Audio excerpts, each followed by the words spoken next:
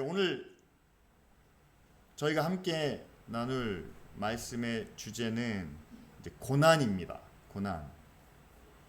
고난을 좋아하는 사람은 아무도 없죠. 그러나 아이러니하게도 우리가 누릴 수 있는, 우리가 경험할 수 있는 최고의 기쁨과 만족은 사실 가장 큰 고통 뒤에 찾아옵니다. 한 예가 해산의 아픔이죠. 이거는 어머니만 경험할 수 있는 그런 고통입니다.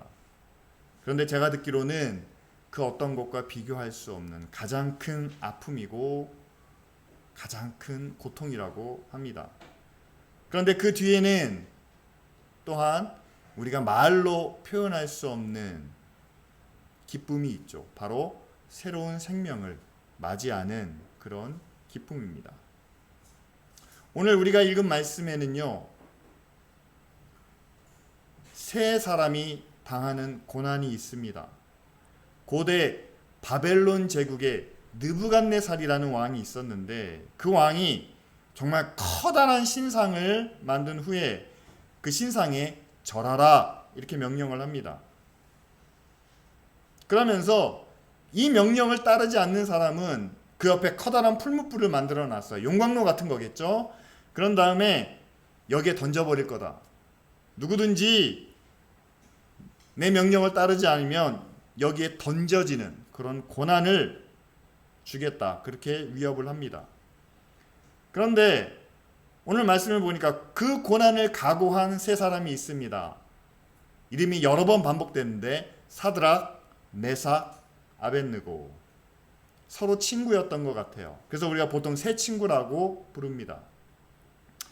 이들은 이미 왕이 말한 그 풀무불에 던져지는 고난을 각오한 것 같습니다.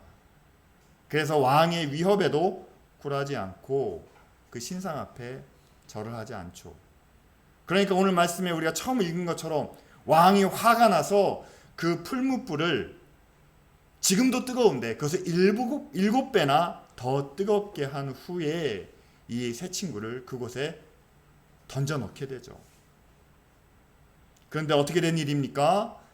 불 속에 던져진 이 세 사람이 그 자리에서 타 없어지는 것이 아니라 살아 움직이는 모습을 보게 됩니다. 그리고 왕이 다시 이 세 사람의 이름을 불렀을 때 그들이 그 불 속에서 살아있는 몸으로, 살아있는 모습으로 나오자 왕이 변하게 되죠. 달라집니다. 그 바벨론 제국의 왕이 하나님을 찬양하는, 그리고 그 하나님을 높이는, 그래서 이 세 친구에게는 더 큰 영광을 얻는 그런 기쁨을 맞이하게 되죠. 그것이 오늘 말씀의 줄거리입니다.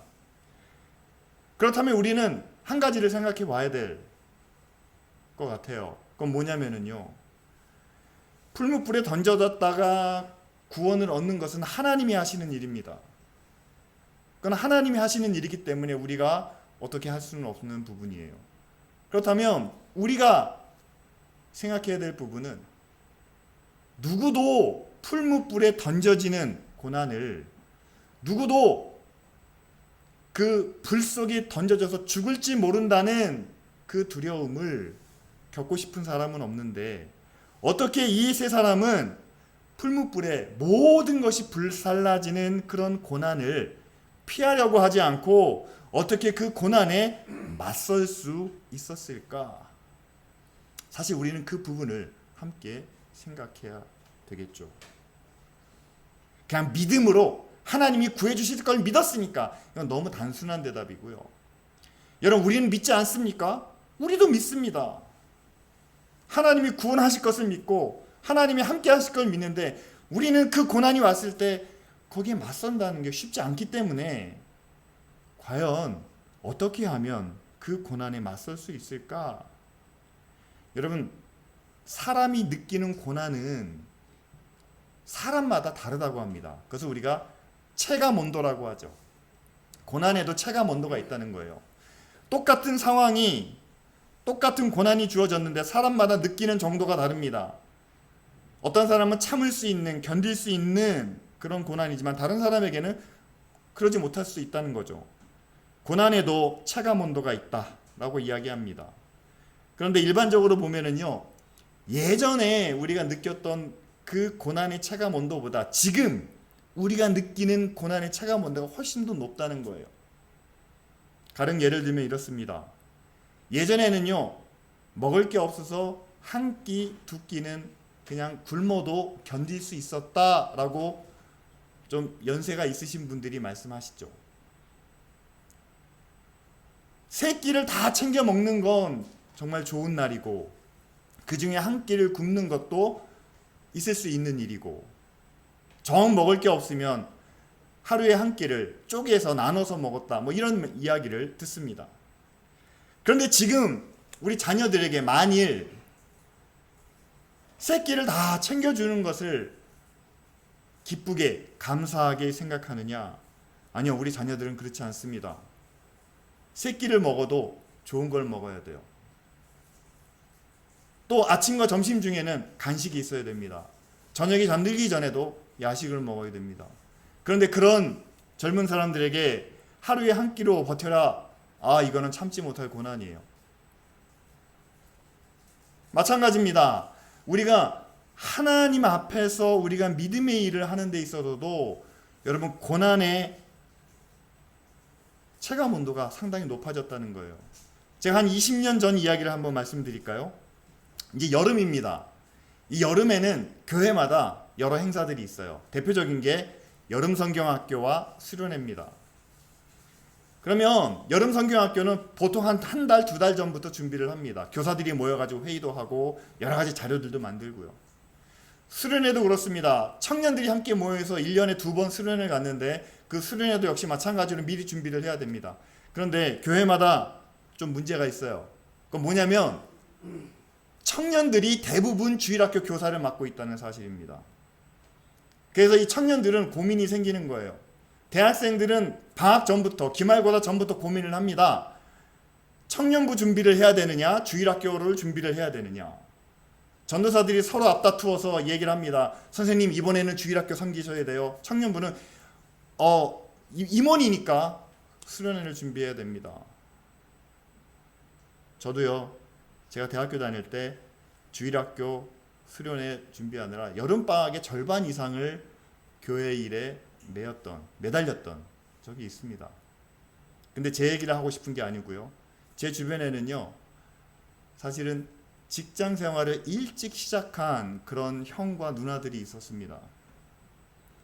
그런데 그분들에게도 역시 청년부 수련회와 여름성경학교가 눈앞에 있는 거예요. 찾아옵니다. 전도사님들이 꼭 함께 해주세요. 그런데 그 당시는요, 1년 휴가가, 여름 휴가가 4, 5일밖에 되지 않았습니다.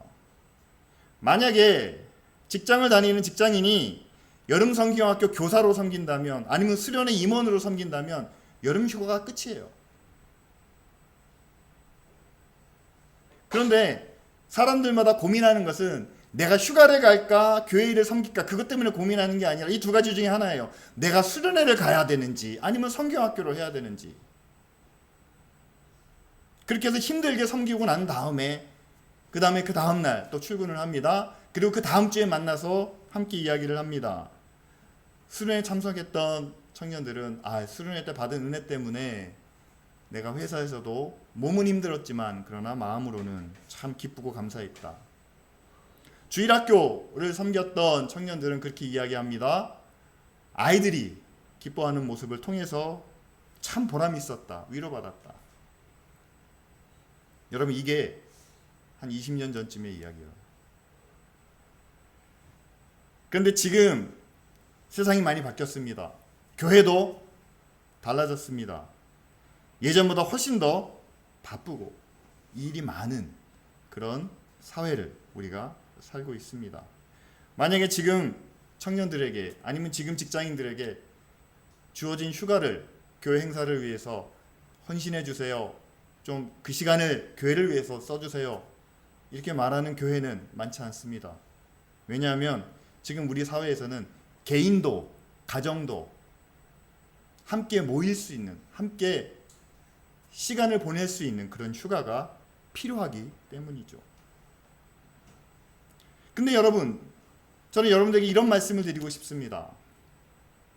우리 사회가 바쁘고 또 여러 가지 일들이 많고 분주하고, 대신에 그렇게 열심히 일하기 때문에 이전보다는 더 많은 것을 가지고 누릴 수 있는 그런 풍요로운 사회가 되었습니다.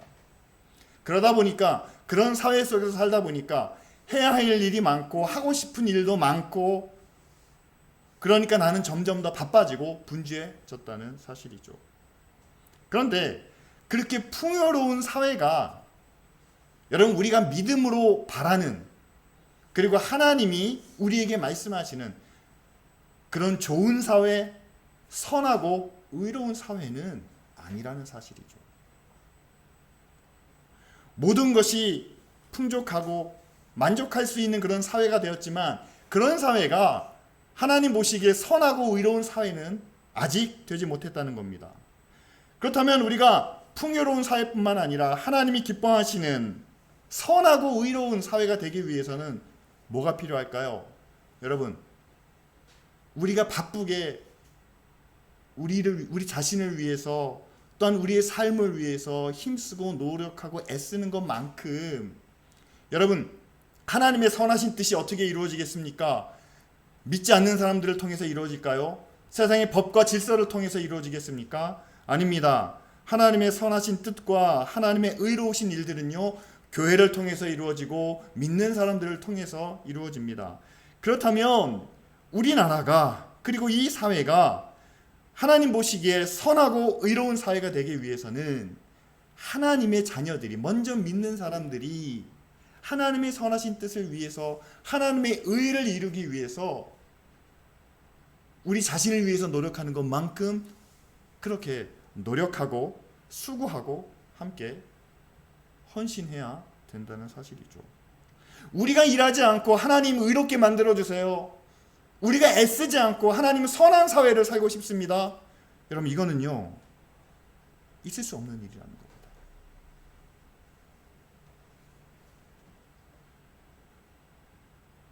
그런데 여러분, 선하고 의로운 일을 행하기 위해서 우리가 시간을 쪼개서 수고합니다. 봉사합니다. 노력합니다. 그런데 정말 하나님의 선하신 뜻과 의로운 일을 위해서 우리가 함께 노력하면 노력할수록 우리의 시간은 정해져 있다는 거예요. 정해진 시간 속에서 하나님의 선한 일과 하나님의 의로운 일을 위해서 우리가 투자하는, 노력하는 시간이 많아질수록 내가 얻을 수 있는 부분이, 내가 만족할 수 있는 부분이 점점 줄어들 때, 여러분, 우리의 마음이 힘들어진다는 겁니다. 어렵다는 거예요. 왜냐하면 사람들이, 세상이 보는 눈은요, 저 사람이 얼마나 잘 노는지, 얼마나 많이 누리는지, 얼마나 많은 것을 갖고 있는지만 가지고 우리를 판단한다는 겁니다. 그런데 보이지 않는 하나님의 의를 위해서, 남들이 잘 알아주지도 않는 선한 것을 통해서 우리가 노력하고 애쓰는 모습이 보이지 않으니까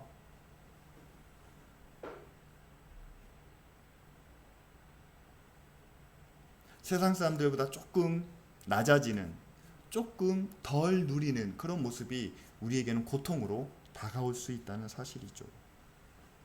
만일 저와 여러분들 안에 우리가 세상 사람들보다 더 높지 못하고, 그들보다 더 많이 갖지 못하고, 또한 그들보다 부족하고 약하다고 해서 우리 마음에 어려움과 또한 고민과 아픔이 있다면, 여러분, 저는 여러분들에게 우리가 느끼는 그 고난의 체감 온도를 좀 낮춰보자, 이렇게 말씀드리고 싶습니다. 우리가 느끼는 그 고난의 체감 온도를 낮추기 위해서는요, 사실은 우리가 본질로 돌아갈 필요가 있습니다. 본질은 이거죠. 우리는 어떻게 만들어졌습니까? 그리고 우리는 무엇을 위해서 살아가고 있습니까? 잘 아시는 것처럼 성경이 우리에게 말씀하고 있는 바는 이렇습니다. 하나님이 세상을, 특별히 하나님이 인간을 자기 형상을 따라 만드셨습니다.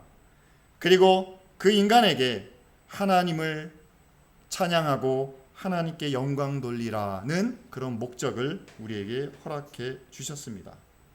그렇다면 하나님의 영광을 위해 우리가 그분의 선하신 뜻을, 그리고 그분의 의로운 일들을 하는 것은 우리 목적의 가장 중요한 부분이죠. 그런데 우리에게 그것만 하라 말씀하시는 게 아니에요. 그 안에서 우리는 우리가 원하는 것도, 우리가 바라는 것도, 그리고 우리가 누리고 싶은 것도 함께 누릴 수 있습니다. 다만 우리에게 가장 중요한 것은, 우리의 본질은 하나님의 영광을 위해서, 그리고 하나님의 선하고 의로우신 뜻을 위해서, 그 안에서 우리가 누릴 수 있는 것, 우리가 가질 수 있는 것, 중요한 것은 이것이 뒤바뀌어서는 안 된다는 거죠. 본말 전도라는 말이 있습니다. 본질이 뒤바뀌는 거죠. 중요한 것이 중요하지 않은 것과 순서가 바뀌는 것을 의미합니다. 우리는 믿음과 그리고 하나님의 영광은 우리 삶 속에 있어서 가장 중요하다라고 고백을 합니다. 그러나 정작 우리가 선택하고 결정하는 데 있어서 정말 믿음이 우리에게 가장 중요한 의미일까요? 그리고 하나님의 의로운 일들이, 하나님의 영광이 정말 내 본질의 가장 핵심일까요? 한번 스스로 질문해 봐야 되겠죠. 그렇습니다. 만일 하나님이 우리 안에 가장 중요한 자리에 계신다면, 오늘 새 친구가 당하고 있는 고난을 한번 생각해 보시길 바랍니다. 신상 앞에 절하지 않으면 풀무불에 던져버리겠다. 죽을 수 있는 위협이죠. 그런데 하나님이 우리의 중심이시라면, 아니 하나님이 세상의 중심이시라면, 지금 나를 위협하고 있는 저 왕도 하나님이 다스리시는 하나님의 그 권력 아래 있다면, 여러분, 우리는 누구를 섬겨야 됩니까? 세상의 모든 권력 위에 계시는 하나님을 섬겨야 하겠죠. 예, 그분을 섬기는 것이 우리에게 더 나은 일입니다. 그분의 말씀대로 살아가는 것이 우리에게 더 유익합니다. 단지 눈에 보이는 것 때문에, 세상에서 얻을 수 있는 것 때문에 우리의 마음이, 우리의 생각이 잠시 혼란을 겪고 있을 뿐, 여러분, 보이지 않는 하나님, 그러나 세상의 주인 되신 하나님을 믿고 따르는 것이 우리에게는 가장 큰 목적이고 또한 가장 중요한 이유가 된다는 사실이죠. 고난에는 이렇게 체감 온도만 있는 게 아니라 절대 온도도 있습니다. 뭐냐면요, 모든 물질마다 그 물질이 올라갈 수 있는 이 한계가 있습니다. 예를 들면요, 얼음은 0도씨 이상으로 올라가지 않습니다. 0도씨 이상이 되면 물이 되죠. 그러니까 얼음의 상한 온도는 0도예요. 또한 물은 100도씨까지밖에 올라가지 못합니다. 그걸 끓는 점이라고 보통 얘기하는데, 물의 상한 온도는 100도죠. 고난에도 절대 온도가 있습니다. 여러분, 구약의 욥기를 아실 겁니다. 욥기를 보면 의로운 사람 욥이 사탄으로부터 고난을 당하게 되는데, 그 고난을 당할 때마다 하나님께서 정해놓으신 한계가 있어요. 그 한계를 절대 넘지 못한다는 사실이죠. 그렇다면 하나님께서도 우리에게 고난을 허락하신다면 그 고난의 한계는 과연 어디일까요? 우리가 가장 큰 고난과 아픔을 누리는 자리가 있다면 아마 그거는 장례식일 겁니다. 지난주 화요일 날 제가 한 가정의 장례식에 참여를 했습니다. 저희들과 깊은 인연이 있고 또 함께 했던 가정이기 때문에 이제 광고를 통해서 말씀을 드렸는데, 50대 아버지와 20대 딸이 함께 하나님의 부르심을 받았습니다. 정말 아프고 힘든 그런 자리였죠. 욥기에 나와 있는 그 말씀이 정말 현실로 이루어지는 것을 봤습니다. 하루아침에 가족의 절반만 이 세상에 남게 되었습니다.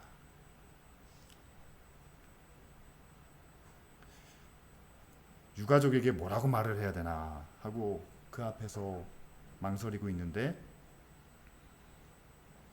그 부인 되시는 분이 저한테 와서 목사님 감사합니다. 잊혀지지 않도록 기도해 주세요 라고 저에게 90도로 허리를 굽히면서 인사를 하고, 그 다음에 떠날 때는 옅은 미소를 저에게 보여주셨습니다. 저는 그분들을 보면서 좀 어떤 고난도 넘지 못하는 그런 한계가 있는 것을 보게 되었습니다. 남편을 잃은 아픔이 아무리 커도 소중한 딸을 먼저 보낸 것이 죽을 것 같이 아파도 하나님의 구원은, 그리고 천국을 향한 믿음은 결코 흔들리지 못했다는 사실이죠. 또한 사랑하는 가족들을 향한 그런 간절한 소원이 있었습니다. 모두가 함께 믿음 안에서 구원을 누릴 수 있도록, 함께 하나님의 은혜를 나눌 수 있도록, 그래서 그 소원을 마지막 기도 제목으로 함께 나눴습니다. 그렇습니다. 여러분, 하나님은 절대 우리를 향한 구원과 사랑을 포기하지 않으신다는 거죠. 우리가 두려워서 물러설 수 있습니다. 우리가 너무 힘들어 부인할 수 있습니다. 그러나 하나님은 그 어떤 고난에도, 그 어떤 상황에서도 우리를 향한 하나님의 사랑을 결코 끊지 않으신다는 사실이죠. 풀무불이 7배나 뜨거워졌습니다. 그 앞에, 그 근처에 갔던 사람들이 모두 다 불에 타버렸습니다. 그러나 그 안에 던져진 이 세 사람은 불 가운데로 다니며, 27절에 보니까 머리털도 그대로입니다. 옷의 색깔도 달라지지 않았습니다. 불에서 나온 다음에는 불탄 냄새조차도 나지 않았다, 이렇게 말씀합니다. 예, 하나님께서 그들이 당할 고난을 이미 정해주셨고, 그 고난이 그들을 해하지 못하도록, 상처내지 못하도록 하나님께서 보호해 주셨다는 사실이죠. 우리도 이 세상에서 고난을 당하지만, 그러나 여러분, 하나님이 이미 그 고난의 끝을 정해 주신 줄 믿습니다. 그리고 우리의 믿음은, 그 믿음으로 얻은 구원은 그 고난 너머에, 그 고난 밖에 있다는 사실이죠. 이렇게 한계점에 이른 고난을 이겨내는 이 세 사람의 모습을 보고 왕의 마음이 달라지게 됐습니다. 중요한 거는요, 구원은 새 친구가 받았는데 마음이 달라진 건, 하나님을 찬양하는 건 그들에게 고난을 주었던 느부갓네살 왕입니다. 28절에 고난에서 구원하신 하나님을 인정하고 그분을 찬양합니다. 그리고 이 하나님을 조금이라도 함부로 이야기하는 사람에게 내가 큰 벌을 내리겠다, 그렇게 선언합니다. 구원 밖에 있으면서 하나님을 인정하고 하나님을 찬양하게 되었다는 사실이죠. 저는 이 모습을 보면서, 야, 교회가 가져야 될 모습이 바로 이거다. 구원은 교회 안에 있습니다. 교회 안에서 예수 그리스도를 믿음으로 우리가 구원을 받고 구원을 누립니다. 그런데 구원하시는 하나님을 보고, 지켜주시는 그 하나님을 보고 하나님을 인정하고 하나님을 찬양하는 사람들은 교회 밖에 있는 사람들이 되어야 된다는 사실이죠. 여러분, 그렇지 않습니까? 그게 전도 아닙니까? 그게 복음을 전하는 일 아닙니까? 우리가 구원받고 우리가 하나님을 찬양하는 것은요, 그래, 니네들끼리 잘하고 있구나. 밖에 있는 사람들은 그렇게 이야기할지 모릅니다. 그런데 하나님의 구원이 교회 안에서 이루어지는 것을 보고 밖에 있는 사람도 하나님을 인정하고 하나님을 찬양할 수 있게 되는 것. 여러분 정말 그렇게 되기를 원하십니까? 근데 그렇게 되려면 구원의 소식이 교회 안에서 바깥으로 흘러나가고 밖에 있는 사람들에게도 전파가 되려면 오늘 말씀에서 보여주고 있는 것처럼 고난을 통한, 고난을 이겨내는 그런 드라마 같은 모습이 우리에게도 있어야 된다는 사실입니다. 오늘 말씀은 풀무불을 통해서 그 안에 던져진 세 사람이 무사히 구원 얻는 모습을 통해서 자기가 신인 줄 알고 있는 그런 왕이 있습니다. 하나님의 구원은 안중에도 없는 그런 왕이 있습니다. 바로 그 왕이 하나님을 인정하고 하나님을 찬양하게 되었다는 사실이죠. 만일 지금 우리 교회가 교회 밖에 있는 누군가에게 하나님을 전하고 그 사람으로 하여금 하나님을 인정하고 하나님을 찬양하게 하려면 여러분 우리에게도 고난을 이겨내는, 고난을 극복해내는 그런 모습이 필요합니다. 누가 봐도 그건 아픈 일이에요. 누가 봐도 그거는 힘든 일이에요. 누가 봐도 그거는 정말 우리가 피하고 싶은 일입니다. 그런데 우리가 하나님을 믿기 때문에, 하나님이 우리와 함께 하시는 것을 우리가 인정하기 때문에 세상과 다른 선택을 내립니다. 오히려 우리는 믿음 때문에 고난을 각오하는 삶을 살아갑니다. 그런데 그 모습 속에서 하나님의 구원의 능력이 나타나는 거죠. 믿는 자들에게 지켜주시는, 그리고 보호하시는 하나님의 구원의 모습이 교회 안에서뿐만 아니라 교회 밖에서도 보여질 때 결국 세상도 하나님을 인정할 수밖에 없고, 그리고 하나님을 찬양하게 된다는 사실입니다. 저는 기쁜 우리 교회를 통해서 고난을 피하지 않는 그런 믿음의 결단을 통해서 하나님의 선하신 일과 하나님의 거룩한 일이 이 땅에서도 이루어지기를 소원합니다. 뿐만 아니라 세상 사람들은 불가능하다라고 여기는 그런 고난의 문제 앞에서 우리는 믿음 때문에 하나님의 영광을 위해서 그건 당연히 견뎌내야 하는 것이다 라는 그런 고난에 대한 체감 온도를 낮출 수 있는 저와 여러분들이 되기를 원합니다. 그리고 그 어떤 고난도 하나님의 사랑에서 우리를 끊을 수 없다라는 그런 믿음으로, 여러분 그 믿음의 결과가 어떻게 나타납니까? 자신을 신으로 여기는, 자신만을 섬기라는 그 왕의 마음도 달라진 것처럼 정말 세상의 많은 사람들이 하나님을 인정하고 그리고 하나님께로 돌아오기를 소원합니다. 여러분, 기쁜 우리 교회는 하나님께서 자기 형상을 따라 만드시고 그리고 하나님의 의와 하나님의 영광을 위해서 구원하신 성도들이 세운 교회입니다.